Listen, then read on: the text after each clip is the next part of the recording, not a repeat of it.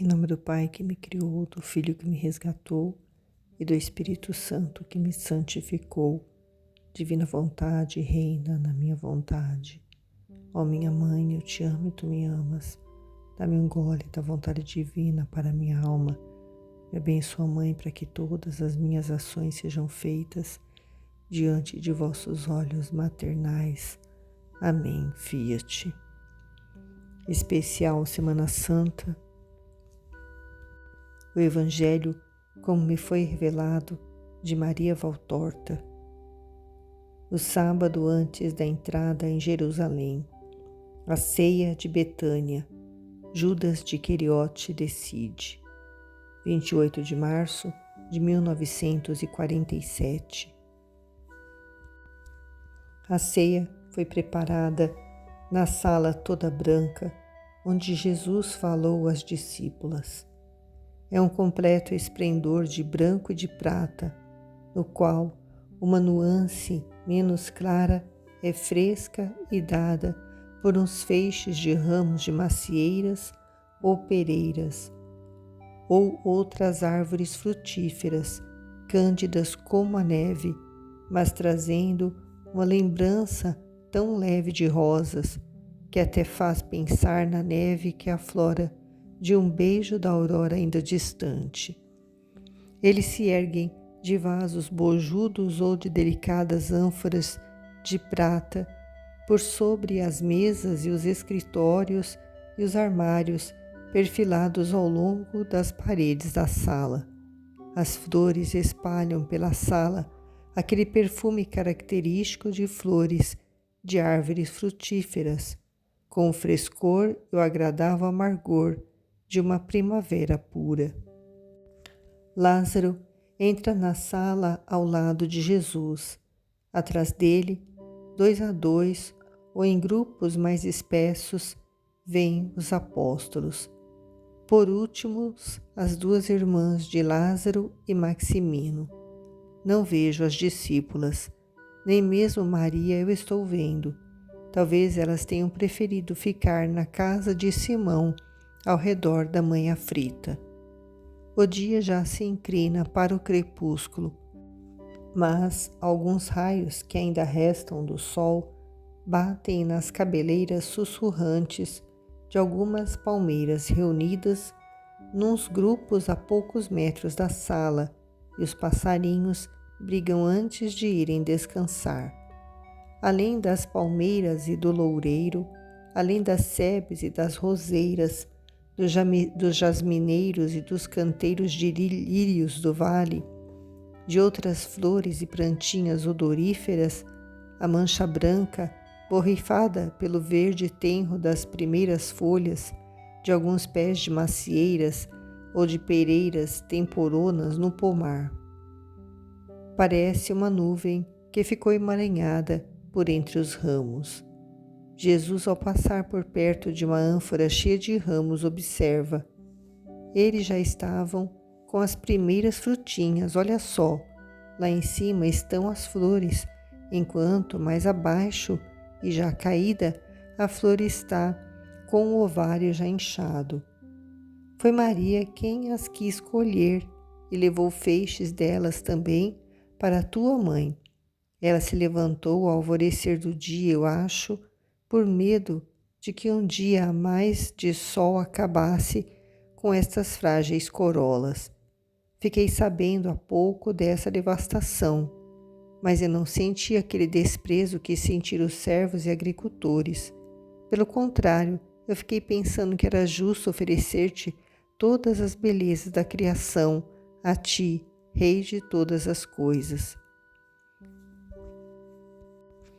Jesus se assenta em seu lugar, sorrindo, e olha para Maria, que junto com a sua irmã, se prontifica a servir como se fosse uma serva, levando os vasos da purificação e as toalhas, e depois servindo vinho nos cálices e pondo sobre a mesa as bandejas com as iguarias, pouco a pouco, à medida que os servos as vão levando da cozinha, ou as oferecem depois de tê-las trinchado nas credências.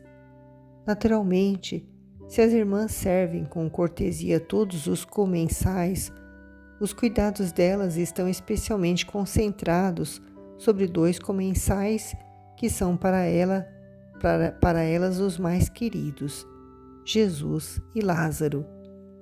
Em certo momento, Pedro, que está comendo com bom apetite, faz uma observação. Olhem só, agora é que eu percebi. Os pratos todos são como os que usamos na Galileia. Parece-me, mas é mesmo, parece-me estar em um jantar de núpcias. Só que aqui não falta o vinho, como faltou lá em Caná. Maria sorri, preparando para o apóstolo mais um cálice de vinho aromatizado e muito claro, mas não diz nada. E é ainda Lázaro quem explica. Este foi de fato o pensamento das irmãs, especialmente de Maria, dar uma ceia na qual o Mestre tivesse a impressão de estar em sua Galileia, certamente melhor, muito melhor, ainda que também ela imperfeita por não ter sido nestes lugares. Mas para fazê-los pensar nisso, quereríamos ver Maria aqui presente. Em Caná ela esteve. Foi por ela que o milagre aconteceu. Observa Tiago do Alfeu. Deve ter sido um grande vinho aquele. O vinho é símbolo de alegria e deveria ser também de fecundidade, pois o vinho é suco da videira fecunda, mas não me parece ter fecundado muito. Susana não teve um filho, diz Iscariotes. Oh, se era um bom vinho, ele fecundou o nosso espírito, diz João, um pouco sonhador, como sempre acontece quando ele fica contemplando em seu interior os milagres operados por Deus. E termina. Por uma virgem é que ele foi feito, e o influxo da pureza desceu em quem o saboreou. Mas crês tu que Susana é virgem? Pergunta rindo-se Iscariotes. Eu não disse isso. Virgem é a mãe do Senhor. A virgindade emana de tudo aquilo que por ela se realizou. Sempre eu penso que as coisas que são feitas por Maria vão buscar sua força na virgindade dela. E de novo, parece estar sonhando com alguma coisa, como se sorrisse diante de alguma visão feliz. Feliz deste rapaz, eu acho que ele nem se lembra mais do mundo agora. Observai-o, diz Pedro, mostrando João, que está deitado sobre o seu divã e vai partindo pedacinhos de pão sem os comer. Jesus também se inclina um pouco para ver João, que está a um canto, do lado da mesa em forma de U, e por isso está um pouco atrás das costas do Senhor, que fica no centro, do lado de centro, tendo o seu primo Tiago à esquerda e Lázaro à direita, e depois de Lázaro estão Zelotes e Maximino, depois Tiago, o outro Tiago e Pedro, enquanto João está entre André e Bartolomeu. Depois está Tomé, tendo à sua frente Judas, Filipe, Mateus e Tadeu, que está justamente no canto em que a mesa comprida do centro começa. Maria de Lázaro sai da sala, enquanto Marta coloca sobre a mesa as bandejas cheias de flores de figos novos, de hastes verdes de funcho, amêndoas frescas descascadas, morangos grandes ou framboesas, que sei eu que parecem mais vermelhos por estarem no meio da esmeralda verde clara, dos funchos e do leitoso das amêndoas, dos pequenos melões ou de outras frutas do gênero. Parecem-me serem daqueles melões verdes da Baixa Itália e das laranjas douradas. Já é tempo dessas frutas? Ainda não vi delas em nenhum lugar, já maduras assim, diz, arregalando os olhos, Pedro, mostrando os morangos e os melões. Em parte, eles vieram das praias de Gaza, onde eu tenho um pomar com esses produtos, e uma parte vem dos terraços que eu tenho acima da casa, dos viveiros de plantinhas mais delicadas e que é preciso proteger das geadas. Mas quem me ensinou a fazer assim foi um amigo romano. Só me ensinou isso de bom. Lázaro ficou triste. Marta suspira. Mas Lázaro, de repente, volta a ser o hospedeiro perfeito que não dá tristezas aos seus convidados. Nas cidades de Bahia e Siracusa e ao longo do arco de Cibares, é costume cultivar essas delícias por este método, para tê-las maduras antes do tempo. Comei, são as últimas laranjas nos laranjais líbicos e os primeiros melões do Egito que cresceram nos solários. Comei das amêndoas brancas de nossas terras do Lácio, das favas tenras, dos talos digestíveis que têm o sabor de anis. Marta, pensastes no menino? Eu pensei em todos. Maria ficou comovida ao se lembrar do Egito. Lá nós tínhamos algumas plantas em nosso pobre pomar. Nos dias de grandes calores era uma festa ir mergulhar os melões no poço do vizinho, que por aquele tempo era profundo e fresco, e os comermos de tarde.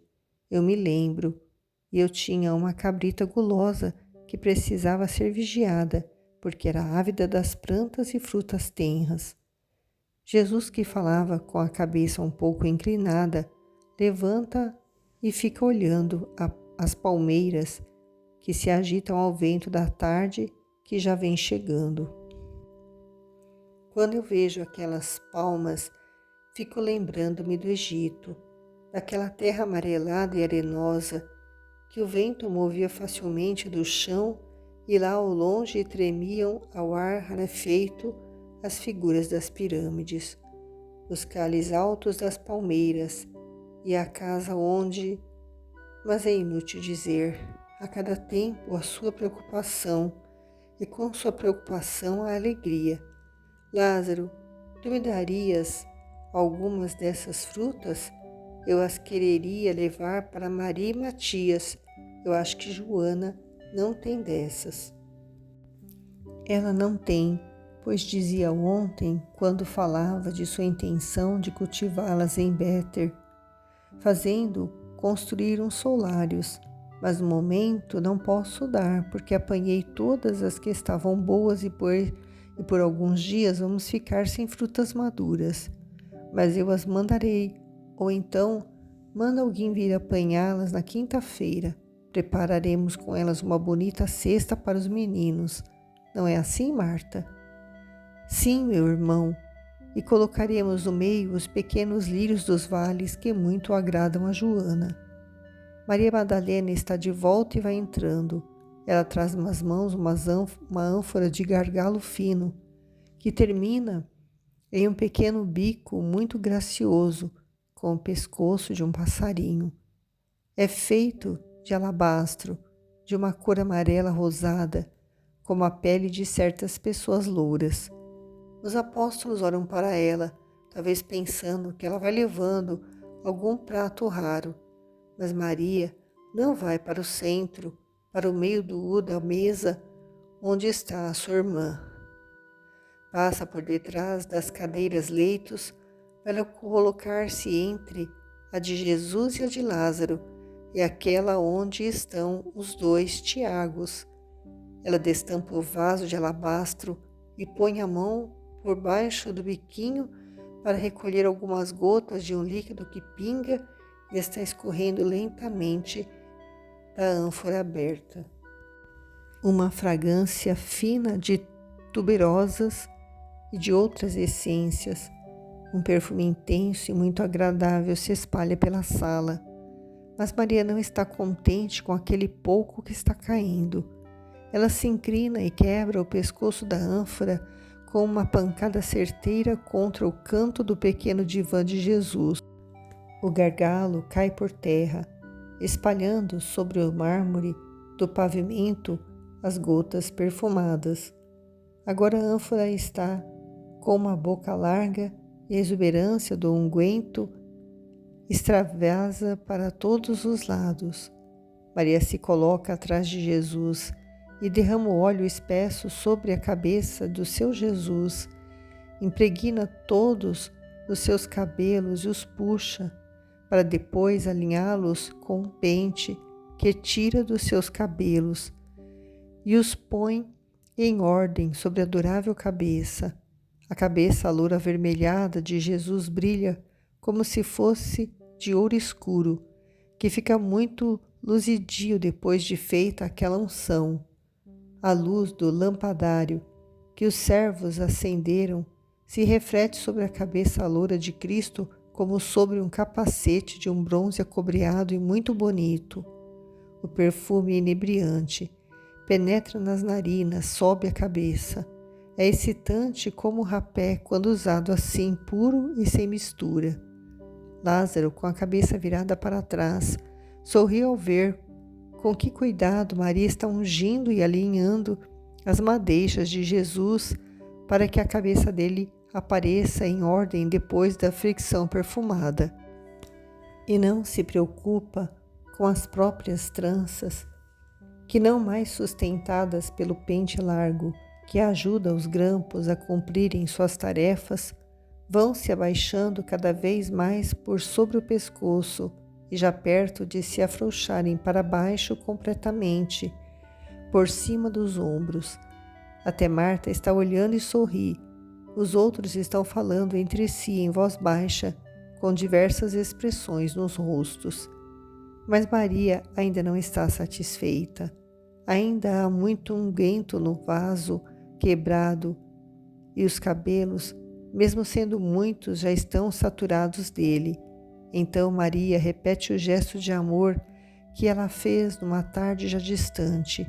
Ela se ajoelha aos pés do divã, tira as fivelas das sandálias de Jesus e, mergulhando no vaso os longos dedos de sua mão muito bonita, tira de lá o mais que pode do unguento e passa, o espalha por sobre os pés nus, dedo por dedo, depois pelas plantas dos pés e pelos calcanhares e por cima dos tornozelos, que ela descobre, jogando para trás a veste de linho, e por último passa sobre o dorso dos pés, demorando-se lá sobre os metatarsos, onde vão entrar os tremendos cravos, e continua a tirar, até não encontrar mais o bálsamo de dentro do pequeno vaso, e depois o quebra, jogando-o no chão, e ficando com as mãos livres, desfaz rapidamente suas pesadas tranças e retira com aquela meada de ouro viva, macia e fluente, o resto que sobrou da unção dos pés de Jesus, dos quais está gotejando bálsamo. Judas, que até aqui tinha ficado calado e observando, com um olhar impuro de luxúria e de inveja, a belíssima mulher e o mestre a quem ela estava ungindo na cabeça e nos pés, levanta agora a voz, a única voz de aberta censura. Os outros, não todos, mas alguns, tinham murmurado um pouco ou feito algum gesto de desaprovação e espanto, mas de modo pacato. Judas, porém, que se pôs de pé para ver melhor a unção feita nos pés de Cristo, diz atrevidamente: eis uma coisa inútil, um esbanjamento pagão. Para que fazer isso? E depois, não se quer que os membros do Sinédrio murmurem contra o pecado. Estes são atos de cortesãs lascivas e não condizem com a nova vida que tu dizes viver, ó mulher. Elas fazem recordar-se demais o teu passado. O insulto é tão grande que todos ficam atordoados, e então todos se agitam, assentam-se nas pequenas camas, outros se põem de pé, e todos ficam olhando para Judas como se ele fosse alguém que tivesse ficado doido de repente. Marta está para explodir. Lázaro se levanta de repente, dá um murro na mesa e diz: em minha casa. mas depois olha para Jesus e se contém. Sim, estais olhando para mim? Todos vós estáveis murmurando em vossos corações, mas agora que eu me fiz vosso eco e disse abertamente o que estáveis pensando, eis que estáis prontos para dizer que eu não tenho razão. Eu repito aquilo que eu disse. Não quero chegar a dizer que Maria seja amante do Mestre, mas digo que certos atos não são convenientes nem para ele nem para ela. É uma coisa imprudente e até injusta, sim. Para que todo esse gasto? Se ela queria destruir a lembrança do seu passado, podia entregar-me aquele vaso e aquele unguento. Pelo menos 1 libra de nardo puro havia nele, e de alto preço. Além disso, eu podia também vender o vaso, que era bonito e precioso. Eu teria dado os denários aos pobres que nos assediam.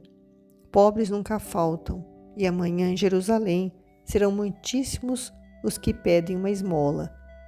Isto é verdade, concordam os outros. Podias usar de um pouco dele com o mestre e o que sobrasse. Maria Madalena está como se fosse surda. Continua a limpar os pés de Cristo com os seus cabelos soltos, que agora chegam até embaixo, porque estão pesados pelo unguento e mais escuros do que no alto da cabeça. Os pés de Jesus estão lisos e macios, em sua cor de marfim velho, como se estivessem cobertos com uma epiderme nova. E Maria põe de novo as sandálias nos pés de Cristo e beija cada um dos pés antes e depois de os ter calçado, surda a todos os outros assuntos que não sejam o seu amor por Jesus. E Jesus a defende, pousando a mão sobre a cabeça inclinada dela, ao dar ela o seu último beijo e dizendo: deixai que ela o faça, porque é que a fazeis sofrer e a aborreceis? Vós não sabeis o que ela fez. Maria cumpriu um dever fazendo uma boa ação para comigo. Pobres sempre os terei entre vós, mas eu estou para ir embora. Pobres sempre haverá, mas daqui a pouco não me vereis mais. Aos pobres podereis sempre dar uma esmola. A mim, daqui a pouco, ao Filho do Homem entre os homens, não será mais possível prestar honra alguma por causa da vontade dos homens e porque a hora marcada terá chegado. O amor para ela é luz. Ela percebe que eu estou para morrer e quis antecipar para o meu corpo as unções que se fazem antes da sepultura. Em verdade eu vos digo que nos lugares em que for pregada boa nova, lembrar-se-ão deste ato dela cheio de um amor profético. Isso em todo o mundo e em todos os séculos. Quisera Deus fazer de cada criatura uma outra Maria, que não faz caso do valor, que não alimenta apego, que não conserva lembrança, ainda que bem pequena do passado, mas destrói e espezinha tudo o que é da carne do mundo, mas se reparte e se distribui, como fez com o nardo e o alabastro sobre o seu Senhor, e por amor dele. Não chores, Maria. Eu te repito neste momento as palavras que disse a Simão, o fariseu, e a Marta, tua irmã. Tudo é perdoado, porque soubestes amar totalmente. Tu escolhestes a melhor parte, e não te será tomada. Vá em paz, minha doce ovelhinha reencontrada. Vá em paz. As pastagens do amor serão o teu eterno alimento. Levanta-te, beija também as minhas mãos que te absolveram e abençoaram. Quantos já foram absolvidos, abençoados, curados e beneficiados por estas minhas mãos.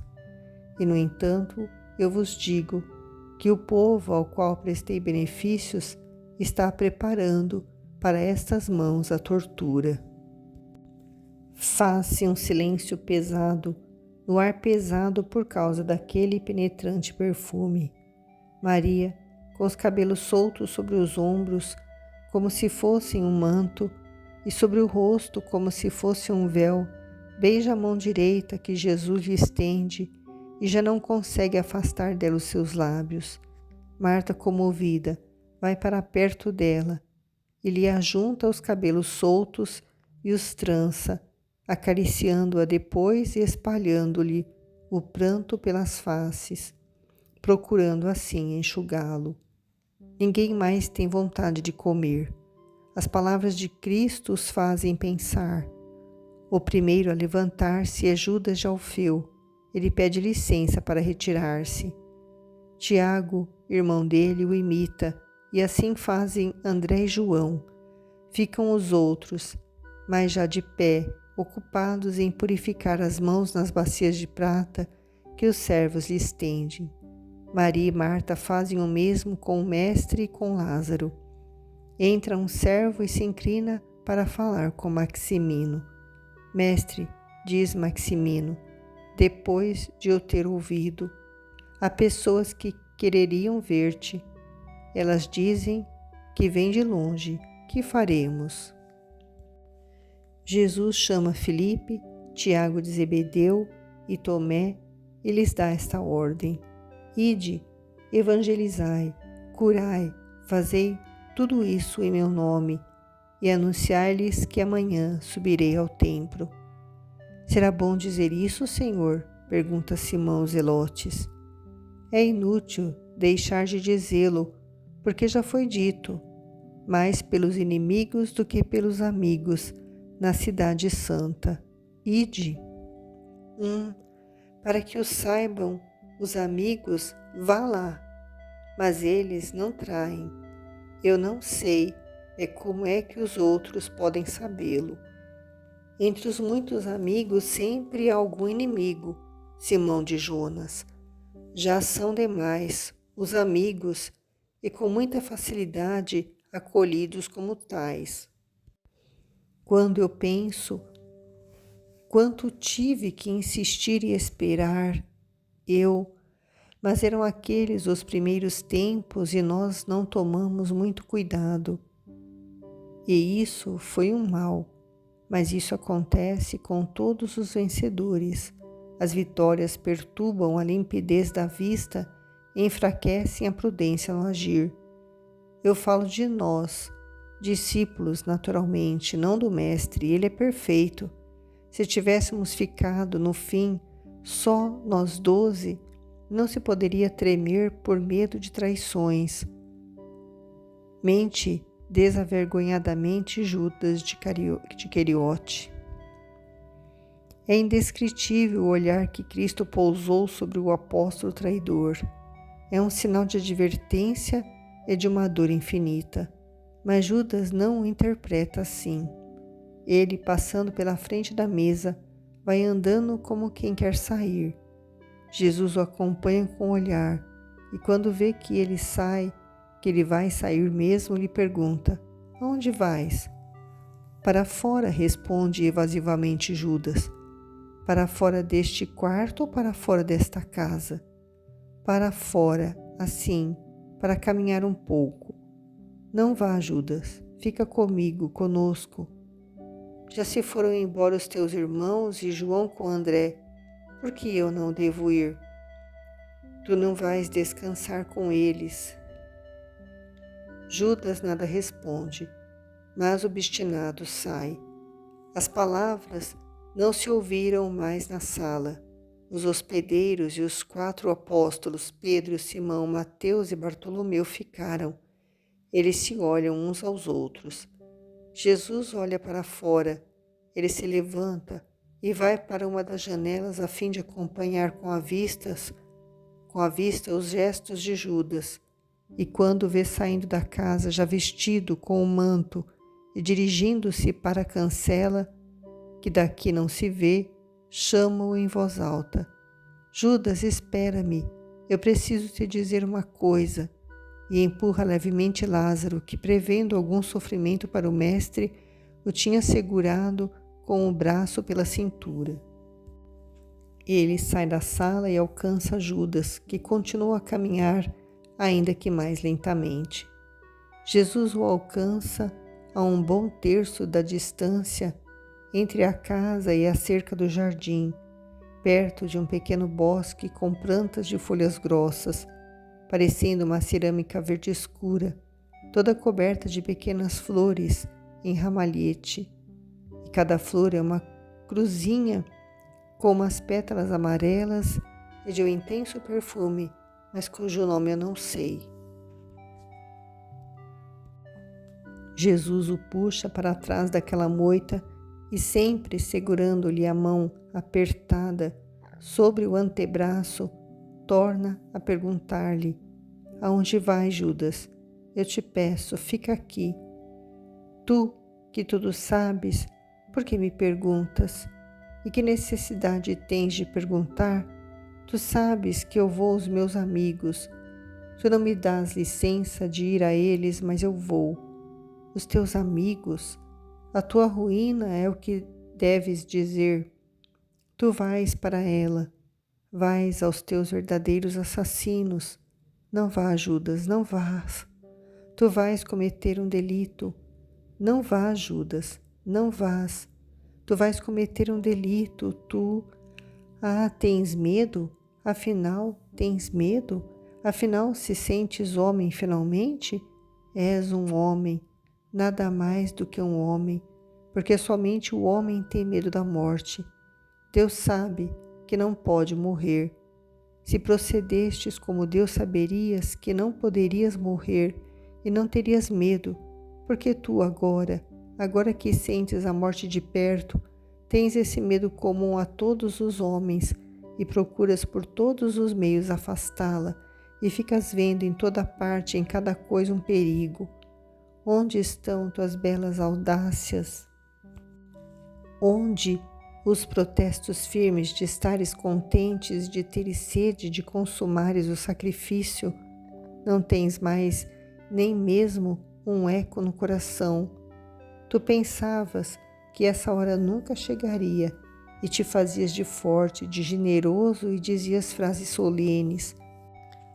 Vai, tu não és menos do que aqueles que chamavas de hipócritas.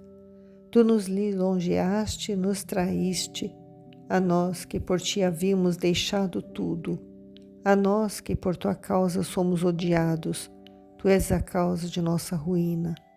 Basta, vai, há bem pouco tempo tu me disseste: ajuda-me a ficar, defende-me, e eu o fiz.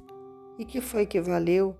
Dize-me ainda uma coisa, mas pensa bem antes de dizê-la. É esta a tua vontade? Esta de ir para os teus amigos e de preferi-los a mim? Sim, é esta. Não preciso pensar, porque há tempo que eu só tenho essa vontade. Então vai. Deus não contraria a vontade do homem. E Jesus lhe volta as costas, retornando vagarosamente para casa. E quando já está perto dela, levanta a cabeça atraído pelo olhar de Lázaro, que está de pé no mesmo lugar de antes e virado para ele. E é com o rosto muito pálido que ele se esforça para sorrir ao amigo fiel. Torna a entrar na sala, onde os 4 apóstolos estão falando com Maximino, enquanto Marta e Maria dirigem o trabalho dos servos, que estão pondo em ordem a sala, tirando a louça e tudo mais que foi usado no banquete. Lázaro foi para a soleira da porta, tomou de novo Jesus pela cintura e, passando por um servo, lhe disse: traze-me aquele rolo que está sobre a mesa do meu quarto de trabalho. E leva Jesus para uma daquelas cadeiras grandes que estão ao lado das janelas, a fim de que Jesus se assente nela. Mas Jesus fica de pé, procurando prestar atenção em tudo o que Lázaro lhe diz. Mas é visível que o seu pensamento está em outro lugar e que o seu coração está muito aflito, ainda que, quando se lembra de que está sendo observado pelos apóstolos, Ele sorria para desfazer a suspeita que está no coração de alguém que está perto dele e que cochicha com o vizinho e pisca os olhos, mostrando o mestre. O servo volta com o rolo e Pedro, visto que aqueles pergaminhos contêm coisas mais profundas do que sua cabeça possa entender, se retira dizendo: os peixes não comem certas iscas. É melhor ir falar com Maximino sobre plantas e culturas. Marta continuou seu trabalho. Maria, mesmo ficando calada, acompanha as palavras de Lázaro, que está mostrando ao mestre alguns pontos assinalados nos pergaminhos e dizendo: não é que fez uma previsão singular este pagão, mais do que muitos de nós. Talvez, se ele tivesse estado aqui enquanto tu és o nosso mestre, teria estado dentre os teus discípulos e teria sido um dos melhores, e te teria entendido como muitos dentre nós não sabem entender, e que o poema teria sugerido ao seu gênio a sua admiração por ti. As tuas palavras teriam sido recolhidas e conservadas por um espírito que é luminoso, apesar de ser pagão. A tua vida descrita por uma inteligência aberta e límpida. Nós não temos mais escritores e poetas. Tu nasceste tarde, quando o egoísmo da vida e a corrupção religiosa e social já haviam extinguido em nós a poesia e o gênio. Aquilo que sente conhecerem os nossos sábios e profetas escreveram sobre ti não encontrou ressonância na voz viva de algum dos teus seguidores. Os teus prediletos, os teus fiéis são, em sua maior parte, gente sem instrução, e os outros, não temos mais Chiolete, digo como é pronunciado, para transmitirem às multidões a tua sabedoria e a tua figura. Nós não os temos mais, porque faltam-nos o espírito e a vontade, mais do que a capacidade de o fazer. A parte humanamente mais eleita de Israel é surda como uma trompa velha e não sabe mais cantar as glórias e maravilhas de Deus. O meu temor é que tudo se perca ou seja alterado pela incapacidade ou pela má vontade. Isso não acontecerá. O Espírito do Senhor, quando já estiver estabelecido no interior dos corações, repetirá as minhas palavras e aplicará o sentido delas.